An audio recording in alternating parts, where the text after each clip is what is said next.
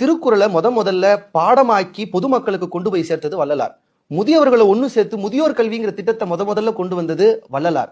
எல்லாரும் கோயில், எல்லாரும் கோட்டம், எல்லாரும் தர்ம சத்திரம்னு சொன்னப்போ சாப்பாடு போடுற இடத்துக்கு தர்மசாலைனும், கோயில் இருக்கிற இடத்துக்கு சபைனும், ஒரு ஆன்மீக அமைப்புக்கு சங்கம்னு பேர் வச்சு புரட்சி செஞ்சது வள்ளலார். அதை விட ஒரு பெரிய வியப்பு என்னன்னா, துறவிகள் அடுப்பை மூட்டக்கூடாதுன்னு ஒரு விதி இருந்தது. அவங்களுக்கு சாப்பாடு அவங்க செஞ்சு கூடாது. நீங்க புத்தர் பாத்தீங்கன்னா கையேந்தி தான் உணவு வாங்கி சாப்பிட்டாரு. விவேகானந்தர் பாத்தீங்கன்னாலும் வீடு வீடா தட்டி கையேந்தி தான் உணவு வாங்கி சாப்பிட்டார். ஏன்னா துறவினுடைய நெறி அப்படி. நான் இப்ப என்ன இருக்கும் என் கையில, அது எனக்கு இருக்கக்கூடாது. 5 இட்லி வாங்குறேன், 2 இட்லி சாப்பிட்டேன், 3 இட்லி நான் மத்தியானத்துக்கு வச்சுக்கூடாது. நான் தூக்கி போட்டுடணும். திரும்ப மத்தியானத்துக்கு நான் திரும்ப பிச்சை எடுக்கணும். ஏன்னா அதுதான் துறவு. நான் எதையுமே எனக்குன்னு சேர்த்து வச்சுக்க மாட்டேங்கிறதான் துறவு.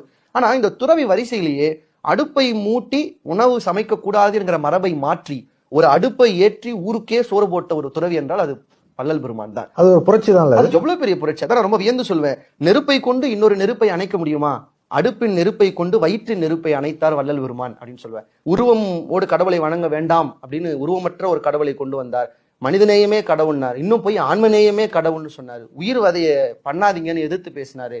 பெண்கள் திருமணமாகி கணவர் இறந்துட்டாருன்னா பூவை போட்டு தாலி எல்லாம் ஏன் எடுக்கிறீங்க, அந்த கைம்பெண் கோலம் நீங்க விட வேண்டிய அவசியம் இல்லைன்னு பெண்களுக்கான புரட்சிகரமான விஷயங்களை வள்ளல் பெருமான் சொன்னார்.